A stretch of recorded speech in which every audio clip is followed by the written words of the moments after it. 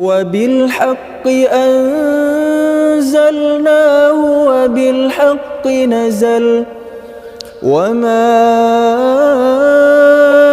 أرسلناك إلا مبشرا ونذيرا وقرآنا فرقناه لتقرأه على الناس على مكث ونزلناه تنزيلا.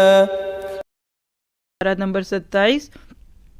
قال فما خطبکم ایھا المرسلون. پہلی ہی آیت فرشتوں کا جملہ ہے، جو فرشتوں کے لیے جو حضرت ابراہیم نے جملہ بولا تھا اس سے یہ آیت پارہ شروع ہوتا ہے. حضرت ابراہیم کے پاس جب فرشتے آئے تھے تو ابراہیم علیہ السلام نے ان سے یہ جملہ کہا تھا کہ فما خطبکم ایھا المرسلون. تو انبیاء کرام ایک ہی وقت میں دو مختلف چیزوں کے لیے آئے، ایک طرف حضرت ابراہیم کو بیٹے کی خوشخبری دینے اور ساتھ ہی قوم لوط کی تباہی کا پیغام. تو اس سے پتہ چلتا ہے کہ انبیاء فرشتوں کے پاس بہت بڑے بڑے ٹاسک ہوتے ہیں. یہ پارہ سورۃ زاریات کی آیت نمبر 31 سے شروع ہو کر سورت پوری ہوتی ہے. پھر اس میں سورۃ طور ہے، سورۃ نجم ہے، سورۃ قمر ہے، اور اسی طرح اس پارے کے اندر آپ کو ماشاءاللہ معروف ترین صورتوں میں سے سورۃ الرحمن، سورۃ الواقعہ اور اسی طرح سے سورۃ حدید کے آخر تک یہ پارہ ہے. یعنی مجھے ایسے لگ رہا ہے کہ لاکر میں رکھنے والے پارے ہیں، اتنے قیمتی، اتنی اہم صورتیں. اہم نکات دیکھ لیجئے اس کے بھی. اللہ تعالیٰ کے دردناک عذاب سے ڈرنا ہے، اللہ تعالیٰ کی عبادت کرنا ہے، اللہ کے سوا کسی اور کو معبود نہیں بنانا، خواہشات نفس کی پیروی نہیں کرنی، وفا کا حق ادا کرنا ہے، قرآن مجید سے نصیحت حاصل کرنی ہے، نصیحت قبول کرنی ہے، اللہ تعالیٰ کی نعمتوں کا شعور حاصل کرنا ہے اور جنت کے بارے میں جاننا ہے، غور و فکر کرنا ہے، تسبیح کرنی ہے، اللہ تعالیٰ کو قرض حسنہ دینا ہے، اللہ کی رضا کی طلب رکھنا ہے، اور اللہ بڑے فضل والے ہیں. اور اس میں پیغام کے ہم سب کے لیے سورۃ الرحمن کی آیت نمبر 60. هل جزاء الاحسان الا الاحسان. نیکی کا بدلہ نیکی کے سوا اور کیا ہو سکتا ہے. یہ سوچ کے نیکی کیجئے کہ جو نیکی کریں گے وہ پلٹ کے آپ کے پاس آئے گی. Every action has reaction. آپ آج کسی کے ساتھ نیکی کرتے ہیں، اللہ کسی اور کے دل میں ڈال دیتا ہے جو آپ کے لیے نیکی کرے گا. اور آپ کسی کا حق مارتے ہیں، اللہ کسی اور کو اجازت دیتا ہے کہ وہ بھی آپ کا حق مارے. عمل کی باتوں کو لیتے ہیں ترتیب کے ساتھ.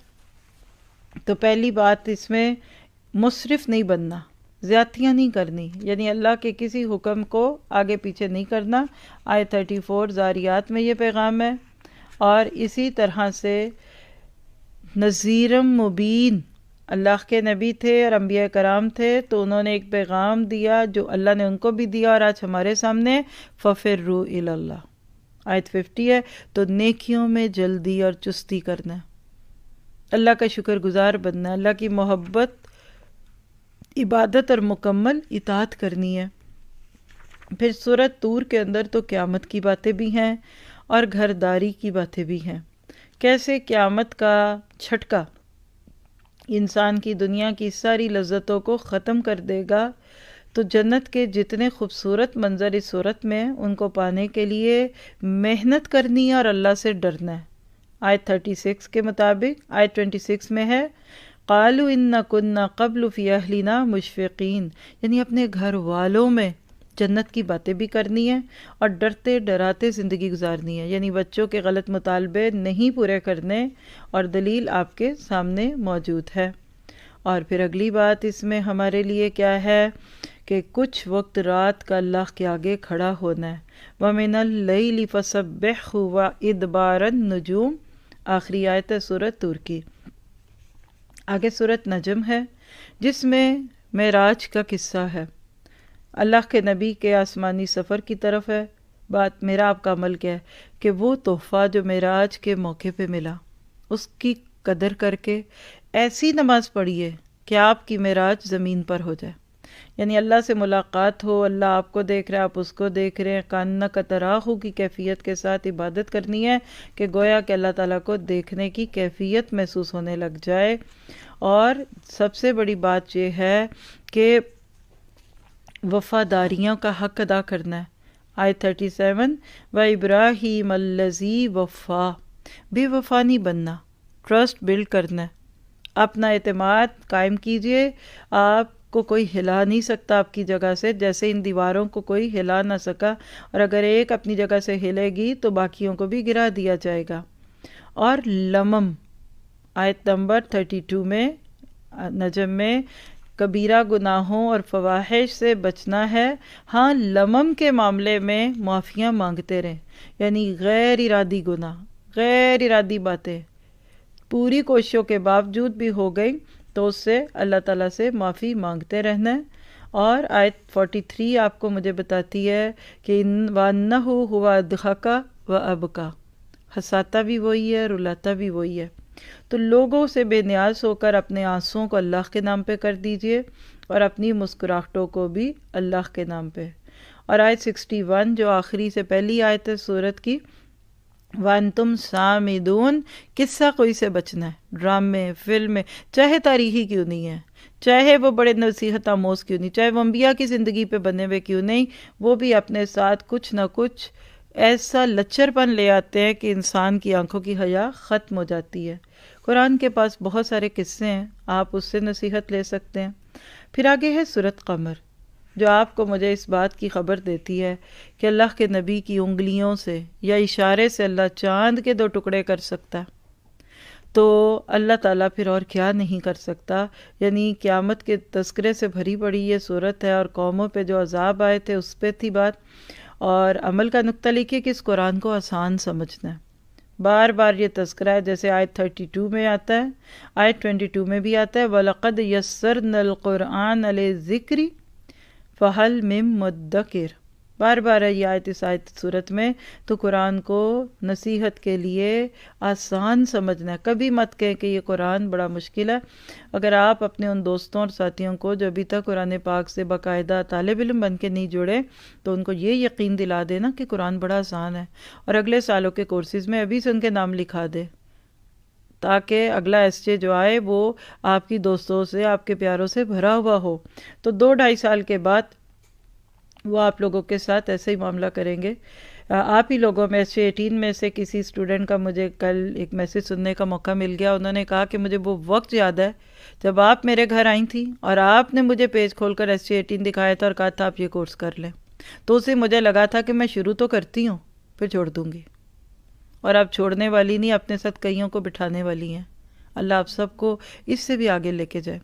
2 سال کچھ مہینے پلک جھپکنے میں جڑ گئے، 1 سال تو ویسے ہی لاک ڈاؤن میں چلا گیا تو کہاں پتہ چلا، اور اس وقت لگتا ہے جیسے پہاڑ ہے، سمندر ہے جس کو ہم نے پینا ہے۔ تو آج سے نیتیں کیجئے کہ اگلے ہر کورس کو ترتیب کے ساتھ لے کے چلنا ہے، ادھر ادھر بھٹکنے کی بجائے اگر آپ ایک لائن میں لگ کر ہر آنے والے کورس کو جو آپ کو آفر کیا جائے کرتے جائیں، 2-3 سال کے بعد آپ استاد بن چکے ہوں گے۔ ٹھیک ہے، ابتدائی درجے کی ہی صحیح، چلتے جائیں گے، ایک دن آپ کو بھی اللہ تعالیٰ لوگوں کی ہدایت کا ذریعہ بنائے گا، چاہے کہیں ایڈمن بنا کر، کہیں استاد بنا کر، کہیں تاریں جوڑ لیجئے، کہیں قلم پکڑ لیجئے، لیکن زندگی کام میں لگ جائے گی، اور باقی لوگ جو ہیں وہ ادھر ادھر لڑکتے پڑکتے دکھیں گے آپ کو، چاہے وہ 20-20 سال سے دین کے ساتھ جڑے ہوئے ہوں۔ پھر اس کے بعد اگلی چیز جو اس میں آپ کے میرے عمل کی ہے وہ کیا ہے؟ آخری آیت ہے، پارے سورت کی آخری آیت ہے، فی مقعد صدق عند ملیق مقتدر، اللہ کی اس خاص محفل جس میں سچائی والے لوگ ہوں گے، اس میں بیٹھنے کی دعائیں کرنی ہے۔ دعا کرتی ہوں اللہ مجھے، آپ کو، ہم سب کو جو بھی سن رہے ہیں، اللہ تعالی ہم سب کو ملیق مقتدر کے ساتھ جگہ دے۔ اوقات تو نہیں ہے، بات کرتے ہوئے بھی حیا ہی آ رہی ہے، لیکن وہ ذات ہے، غنی ہے، اس سے بندہ امید کرے وہاں دے دے یا اس کے بدلے میں کچھ اور دے دے، لیکن اللہ تعالی ہمارے پردے رکھ لے۔ آگے سورۃ الرحمن ہے، اللہ کی نعمتوں پہ غور ہے۔ لوگ صرف الرحمن کے پھل اور کھانے پینے کی چیزوں پہ غور کرتے ہیں، لیکن اس میں عمل کی باتیں، زندگی کو بیلنس رکھو، ووضع المیزان، پھر حق نہ مارو کسی کے، فَبِأَيِّ آلَاءِ رَبِّكُمَا تُكَذِّبَانِ، اللہ کی نعمتوں کو کبھی نہ جھٹلاؤ اور نہ جھٹلا سکتے ہو۔ اور اسی طرح سے اللہ نے اس میں جو بہت ہی خوبصورت پیغام ہمیں دے دیا، اور وہ کیا ہے کہ اس دنیا میں اپنی انا کا نام لے کر ناک کی اور پیشانی کی بات کر کے گناہ نہ کرو، کیونکہ قیامت کے دن کیا ہوگا؟ آیت 41، یعرف المجرمون بسیماہم فیؤخذ بالنواصی والاقدام، اللہ نہ کرے کہ سر کے بالوں سے پکڑ کر قدموں تک آپ کو جھکا دیا جائے، جو آج نہیں جھکے گا وہ کل تو جھکے گا۔ اگلا عمل کا نقطہ لکھیے، اللہ کے سامنے کھڑا ہونے سے ڈرنا ہے۔ وَلِمَنْ خَافَ مَقَامَ رَبِّهِ جَنَّتَانِ، اللہ ہمیں وہ 2 جنتیں دے دے خوف کے بعد جو اللہ کے سامنے کھڑا ہونے کا ہمیں ہو۔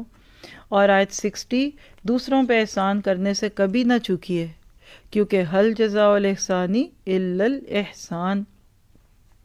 اور آیت 78 آخری آیت ہے جو سورت کی، تبارک اسم ربک ذی الجلال والاکرام، برکت والے نام کو جو رب جلیل کا ہے، اکرام کا ہے، اس کو عام کرنے کے لیے زندگی کھپا دیں تو اس سے بڑی قیمت آپ کی میری کوئی نہیں دے سکے گا۔ اور اس کے بعد پھر سورۃ الواقعہ، حافظۃ الرافعہ، اس کا پیغام کیا ہے؟ دنیا میں بہت بڑے بننے والے کل چھوٹے ہو سکتے ہیں، اور آج وہ جن کو ہم کچھ نہ سمجھیں وہاں بڑے ہوں گے۔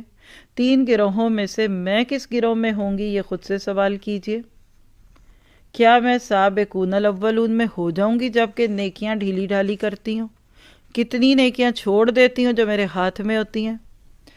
اور کیا میں وہاں صرف اصحاب الیمین میں ہوں گی؟ تو اس صورت پہ تو عمل یہ کر لیجئے کہ اصحاب الیمین سے اٹھیے اور اصحاب الیمین سے اٹھ کر سابقون الاولون میں شامل ہوں۔ جنت میں سے اکانومی کلاس سے اٹھ کر اللہ سے کہیے کہ مجھے فرسٹ کلاس بلکہ بزنس کلاس والی جنت عطا فرما دے، اور اس سے بھی بڑی چیز ہے۔ اور یہ دعا کیجئے کہ اللہ کسی کو بھی جہنمیوں میں نہ کرے کہ وہ اصحاب الشمال بن جائیں۔ اور فسبح باسم ربک العظیم، بڑے رب کے نام کے ساتھ تسبیحات کرنی ہے، اور اس قرآن پاک کے ساتھ اپنے تعلق کو مضبوط کرنا ہے۔ اور اس کے بعد پھر سورۃ حدید، نفاق کو کھرچنے والی سورت ہے۔ اندر کے کھوٹ کھپٹ جا کر پل صراط پہ جا کے نکالے جائیں گے، تو اس میں تو انفاق اور نفاق ساتھ ساتھ ہے۔ آج یہاں بیٹھ کر نیت کر لیجئے، جو دینا ہے آج اپنے ہاتھ سے دے دیں، کہہ بھی دیں گے، بتا بھی دیں گے، تو اللہ تعالیٰ آپ کے لیے اس کو آسان کرے گا۔ آپ دیکھیں جب بھی رمضان قریب آتا ہے، میں دیکھتی ہوں کہ لوگ رمضان میں ڈونیشن مانگنا پلان کرتے ہیں۔ میں نے اکثر دیکھا ہے مسجدوں والے، اور ظاہر ہے کہ ضروریات تو ہوتی ہیں لوگوں کی، اور وہ خواہش کرتے ہیں اس سال رمضان میں کیسے ڈونیشن جمع کرنی ہے۔ میں نے اپوزٹ دیکھا ہے، رمضان سے پہلے یقین کریں کہ لوگوں کے پیغام، ان کی باتیں، یہ جگہ، یہ کام، یہ پیسہ ہمارا کہیں کھپا دیں، دورہ قرآن میں کہیں لگا دیں، کسی آن لائن سیٹ اپ میں لگا دیں، کوئی آن سائٹ جگہ پہ ہمارے گھروں میں قرآن لے آئے۔ میں کہتی ہوں یہ کیا اللہ کی نعمت ہے، یہ کوئی نہیں جانتا۔ تو اپنے آپ کو اور اپنے مال کو اور اپنی ذات، اپنی چیزوں کو اللہ کے راستے میں لگا دینا ہے۔ یہ سورۃ حدید کا پیغام ہے، ورنہ پل صراط پہ کھڑے کر کے کہیں پوچھ نہ لیا جائے کہ بتاؤ تم زندگی کیسی گزار کر آئے۔ اور خاص طور پہ آیت نمبر 16 میں لکھیے، الم یانی للذین آمنوا ان تخشع قلوبہم لذکر اللہ، اپنے دلوں کو اللہ کی یاد سے پگھلانا ہے۔ کہیے کہ اللہ وہ وقت آ گیا کہ اب میرا دل پگھل جائے گا۔ دعا کیجئے فقست قلوبہم میں ہم شامل نہ ہوں کہ دل سخت ہو گئے، اتنے سخت کہ سن سن کے اور ہی سخت ہو گئے۔ اور پھر آیت 20 اور اس سے اگلی ایک آیت بہت ہی پیارا پیکیج ہے، علم انما الحیات الدنیا، اس پہ عمل کیجئے کہ ان دونوں آیتوں کا ترجمہ پڑھیے اور اپنے لیے آخرت کے راستے ہموار کرنے ہیں، اور سابقوا الی مغفرۃ من ربکم پہ عمل کرنا ہے۔ آیت 21، جو ہاتھ سے چوک جائے اس کا غم نہ کیجیے۔ کل رات کے الاسماء الحسنی میں سے آپ بھی ڈسکشن میں بات کر رہے تھے، سب سے بڑی بات جو لوگوں نے پک کر لی کہ جو آپ کے نصیب میں نہیں ہے، اللہ سے کہ میرے دل سے نکال دے۔ کیا ہوکا لے کے جینا، ہم تو آہیں بھرتے ہیں، ہاں اچھا تو ملا پر وہ نہیں ملا، وہ جو ملتا وہ زیادہ اچھا تھا. تو لِكَيْ لَا تَأْسَوْا عَلَىٰ مَا فَاتَكُمْ وَلَا تَفْرَحُوا بِمَا آتَاكُمْ.